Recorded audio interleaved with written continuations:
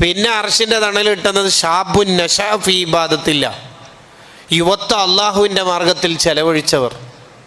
Adolescence period മുതൽ 10-35 വയസ്സ് വരെ ജീവിച്ച് അങ്ങനെ അള്ളാഹിൻ്റെ മാർഗത്തിൽ ജീവിക്കാൻ പെരുത്ത് പണിയില്ലേ. ഇങ്ങനെ പറഞ്ഞ് അഞ്ചാമത്തെ വിഭാഗത്തെക്കുറിച്ച് പറയുന്നുണ്ട്. അർശിൻ്റെ തണൽ അതാരാ? റജുലുൻ, ഒരാൾ, പുരുഷൻ എന്നല്ല അർത്ഥം, ഒരാൾ, ആണാവട്ടെ പെണ്ണാവട്ടെ. ദഅതുഹു ഇംറഅത്തുൻ, അയാളെ എതിർലിംഗത്തിൽപ്പെട്ട ആണോ പെണ്ണോ ക്ഷണിച്ചു, വാട്സപ്പിൽ ഹായ് എന്ന് മെസ്സേജ് അയച്ചു രാത്രി 11:30. ആര്? പണ്ട് SLC പഠിക്കണ കാലത്ത് ഉണ്ടായിരുന്ന ലവർ, അല്ലെങ്കിൽ ഡിഗ്രി കാലത്തെ. അപ്പോൾ ചില്ലറക്കാരിയല്ല പെണ്ണ്, ദാത്തു മൻസിബിൻ വജമാലിൻ, അത്യാവശ്യം സൗന്ദര്യവും തറവാടത്തൊക്കെ ഉള്ള നല്ല പെണ്ണെന്നെ. ഓളാണ് ഹായ് എന്ന് മറ്റു മെസ്സേജ് അയക്കും, വീഡിയോ കോളിൽ വരാമെന്ന് വെച്ചിട്ട്.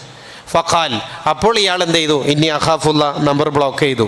അയാൾക്ക് അർശിൻ്റെ തണലുണ്ട്. അങ്ങനെ 1 മിനിറ്റ് കൊണ്ട് അർശിൻ്റെ തണൽ കിട്ടിയേ. ഈ 1 മിനിറ്റ് ഉണ്ടാക്കണമെങ്കിൽ പെരുത്ത് പണിയുണ്ട്.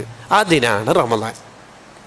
ആ 1 മിനിറ്റ് ഉണ്ടല്ലോ, ക്യാമ്പസിൽ എല്ലാവരും വൃത്തികേടിന് കൂത്താടിക്കൊണ്ടിരിക്കുന്ന സമയത്ത് സെന്നോ, ഞാനില്ല എന്ന് പറയാനുള്ളൊരു മനസ്സ്, ആ 1 മിനിറ്റ് രൂപപ്പെടുത്താനാണ് റമദാൻ അള്ളാഹു തന്നത്. കല്യാണത്തിൽ എല്ലാവരും കല്യാണത്തിന് മഞ്ഞ കല്യാണം ചുവന്ന കല്യാണമായിട്ട് ആറാടിക്കൊണ്ടിരിക്കുന്ന സമയത്ത് ഇതിനൊന്നും എന്നെ കിട്ടൂല എന്ന് പറഞ്ഞിട്ട് ഈമാൻ തെളിയിക്കാൻ ഒരാൾക്ക് കഴിയണമെങ്കിൽ അയാളുടെ ഹൃദയാന്തരങ്ങളിൽ തഖ്വ ഉണ്ടാവണം. ആ തഖ്വ രൂപപ്പെടാനാണ് കുത്തിബ അലൈക്കുമുസ് സിയാമു കമാ കുത്തിബ അലല്ലദീന മിൻ ഖബ്ലിക്കും ലഅല്ലക്കും തത്തഖൂൻ. ഇതിനാണ് നോമ്പ്. അല്ലാണ്ട് കൊളസ്ട്രോൾ കുറയാനല്ല നോമ്പ്. നോമ്പ് നോക്കൂ, ആരോഗ്യവാന്മാരാകൂ, അത് ഹദീസ് ഉണ്ട്. ആരോഗ്യം നേടിയെടുക്കലല്ല നോമ്പിൻ്റെ ലക്ഷ്യമാവേണ്ടത്. അത് ഇൻഫ്യാലൻ ഇറ്റ് വിൽ ബി ഡൺ, അതുണ്ടാവും, അത്ര തന്നെ. ആരോഗ്യത്തിനല്ല ആരും നോമ്പെടുക്കേണ്ടത്, വ്യായാമമായിട്ടല്ല നിസ്കരിക്കേണ്ടത്.